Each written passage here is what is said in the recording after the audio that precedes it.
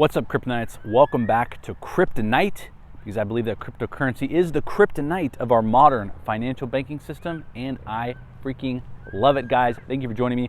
This is the first video I'm doing where I'm actually recording on my phone outside here at this beautiful park, and I want to talk about some cryptocurrencies, guys, because you know I love talking crypto. First off, just want to say I'm not a financial advisor. This is not financial advice. Do your own research. I'm just a guy on YouTube just trying to entertain. All right, now that is out of the way, guys, cryptocurrency. So the big story that I think we need to talk about today is that Trump is now on board with Bitcoin. At least Bitcoin, maybe not other cryptocurrencies, but at least Bitcoin. And that is honestly the most important one. I would hesitate to call myself a Bitcoin maxi because I do believe that other cryptocurrencies are going to be useful. And I do use other cryptocurrencies, other blockchains for the financial instruments that they are. But I do believe that the one that is the most trusted, the safest, the one that I believe in the most is Bitcoin. So it's really exciting because just a couple years ago, Trump was not a fan of cryptocurrencies. He thought they were scams. He thought they were like most Americans, most people of that generation are going to be, it's going to be really scary for them to think of this digital currency as something that's actually worth something and something that's viable. It's just, you know, if I was 60 plus years old, having it a certain way, I'd probably have a hard time changing my brain around to see the usefulness, see the use case, and see the value of cryptocurrencies. So I'm not here to blame any older folk who have a hard time grasping this. It's definitely a young man's game, and that's why a lot of younger people are investing in this new technology, and I am one of them. So before, Trump was not a fan of cryptocurrency.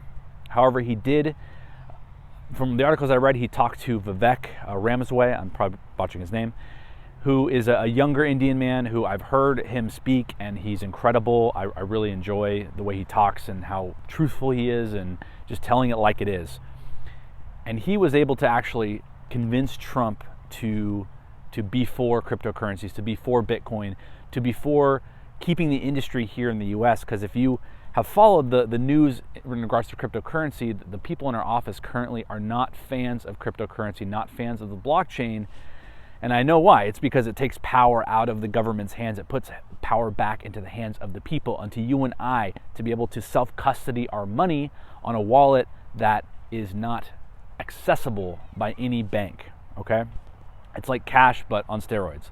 So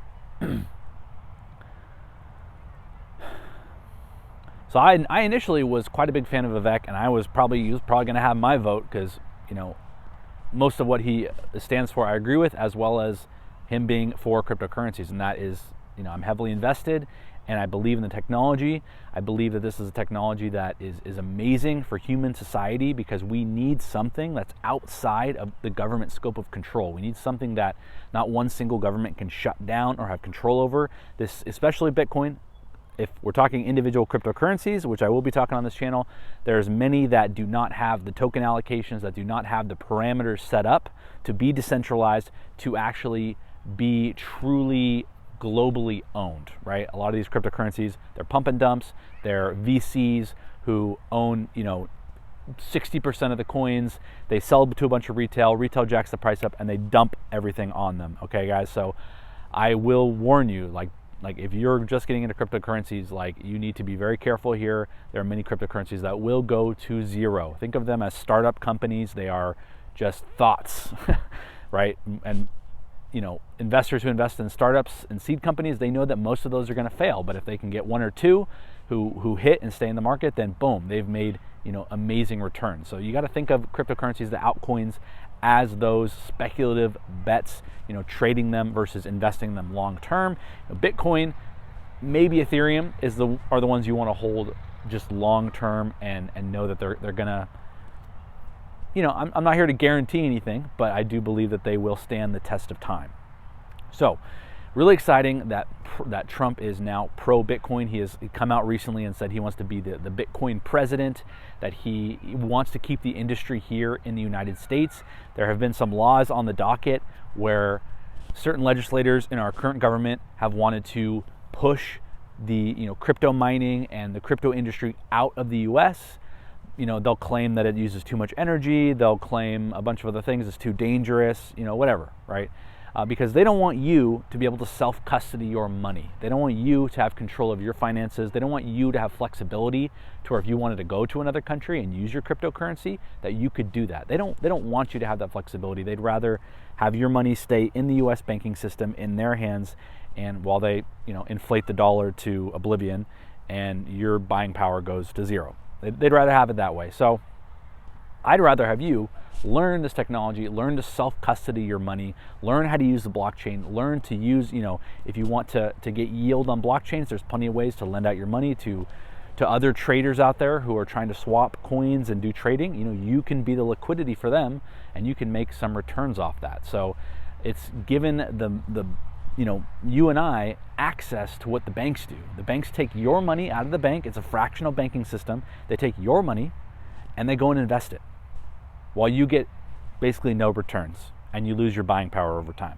That's what's happening. So in order for you having the access to these financial instruments that are these blockchains to do lending, to do trading, even gaming, there's all sorts of stuff going on these blockchains that's incredible. Even tokenized real world assets into tokens on the blockchain, right? These are all things that are happening. So I want you to be a part of that. So if you haven't already, make sure to hit that subscribe button and like, so you get more content like this, because I believe cryptocurrency, the blockchain, is the way of the future. We need to get on board now, understand this technology, understand how to use it, so we can have that control over our lives and our freedom to go wherever in the country we want to go and be wherever we want to be and be able to have access to our money, not be cut off from our funds for political reasons or any other reasons. Great example, guys. I'm going through something right now where I used a certain bank that is an FDIC insured bank, mind you, that my funds are actually frozen and I have zero access to them. I've had zero access for over a month now to these funds through an FDIC insured bank, right? Guaranteed. Now, I do believe eventually I will get my funds, but that's opportunity cost of what that money could be doing. That's also just a glimpse of what's happening in the banking system with so many banks not able to stay afloat due to the interest rate hikes, which have driven a lot of banks out of business, and is just consolidating all the power amongst a few powerful banks that have the reserves and the money to withstand these interest rate hikes and cuts and what the federal government is doing to essentially bankrupt part of the economy. So that is something that we need to be wary of, because if there's only just a few banks that are in control of all of our money, that's so easy for them to create a stipulation. Hey, maybe they don't like your views on something. Well, your money might get frozen, ladies and gentlemen. I'm not saying it's going to happen anytime soon. I'm not saying freak out now, but I am saying we need to be aware, we need to be vigilant, and we need to learn how to use cryptocurrency, learn how to self-custody cryptocurrency safely, so that way you can be protected. Because oddly enough, these funds that I have in this bank that are frozen, I can't touch. My cryptocurrency is fine. How funny is that? My FDIC insured bank funds, I'm locked out of right now. Don't know when I'll have access to them again. But my cryptocurrency is totally fine. So that's just a glimpse of what life could be like in the future. So we need to just prepare for that. So pretty excited that Trump is on board with Bitcoin and cryptocurrencies, keeping the mining infrastructure here, keeping the overall infrastructure, keeping it here is just really exciting for the future. So I know there's a lot of people really dislike Trump, and you can dislike him for many reasons. I, for one, am for him, and a big reason now that he's for cryptocurrencies, which I believe is a very important thing for our society. A lot, 40% of people own some form of cryptocurrency at this point. So, and it's mostly the younger generation, right? Gen Z, millennials, anyone else thinks it's a scam, thinks it's going to zero, whatever. Peter Schiff, for example. But a lot of the younger generation is realizing we don't have houses, for example. Like if you don't have a house right now, the odds of you getting a house are very slim. It's very expensive. It's going to continue to rise and get more expensive. So if you're, 40 and up and you maybe have a home, you're probably sitting pretty, and that's why those folks don't have as much interest in cryptocurrencies, because they're already sitting pretty. Their lives are already into the final, third of their lives. They have housing typically that has risen in price dramatically, so they're sitting on their net worth is very high. So there's no need for them. Why would they need to be into cryptocurrencies? They're sitting pretty on their old financial investments that have worked out for them. But us younger generation of millennials, us Gen Z, we're seeing that our wages are nowhere near the amount of inflation that's happening. And there's only one way that we can protect ourselves, and that's with assets, and in particular digital assets that counter inflation, so we can actually survive, right? Like for the millennial and Gen Zer, the thought of owning a home is just, it seems like that's a pipe dream. That's a miracle. The thought of having kids and other things, those are very expensive things, guys. So yes, I understand if you're an older viewer, you're not going to be as interested in cryptocurrencies. You don't need to take the risk, quote unquote, that cryptocurrencies could represent in your portfolio. But for those in our younger generation, the wages just aren't there to keep up with the rate of inflation. If we want to own housing, if we want to own anything in this world, we're going to have to look for something different, a different system. And that, my friends, is the system of Bitcoin and blockchains and cryptocurrency, because it gives us access to actually have something to hedge against inflation, to actually build a future for ourselves. And that's what I'm big on. And it's a bummer. As an American, I do feel this sense of sadness that the American dream is, for anyone my age and younger, is kind of dead, guys. Is it still possible? Of course. If you're really smart and strategic, you get a house that cash flows and you team up with people, it's doable. But guys, the American dream for the most part is gone, it's dead, and I don't think it's coming back, unfortunately.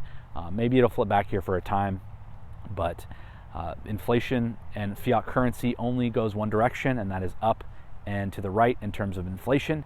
The debt that we are paying on this interest is just, there's no way out of it, guys. So, I hate to be the bearer of bad news. I hate to be that person that's maybe bursting your nice, happy life bubble and your dreams to give you a warning and tell you what the future might entail for you. But if I'm that person, so be it. Someone has to speak the truth. Someone has to warn you. So as an American, I'm actually looking potentially to move overseas at some point here because of just the opportunity. I could spend my whole life trying to pay off a house here in America, or I could potentially buy a house in cash in another country. I'd have maybe tax exemptions from taxes. It's funny enough, I was just looking at something the other day that was talking about countries that actually have some incentives to get you to move there and marry their citizens. One of them being Spain. You can actually potentially get I haven't researched this, so maybe this is totally wrong. So I haven't sourced this, but this is just what I heard. So just FYI, that if you're in Spain and you marry a local citizen there, you potentially have 5 years worth of tax exemptions. So I saw it today and I thought, I like Spanish girls.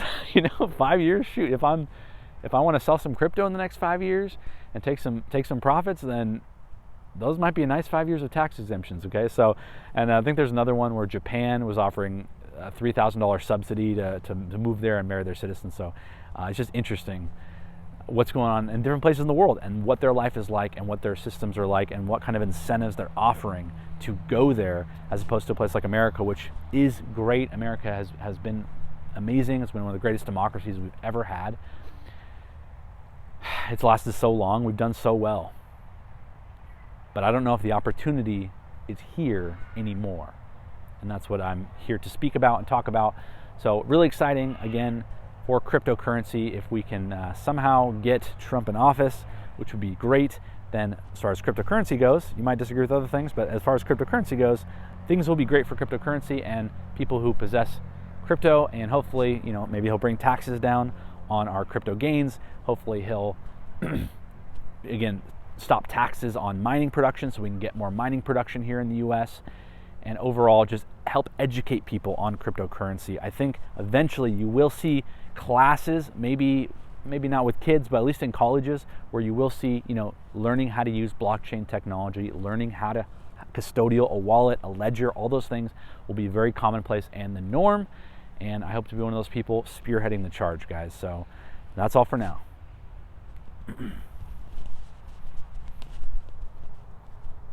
Oh no. No. Oh.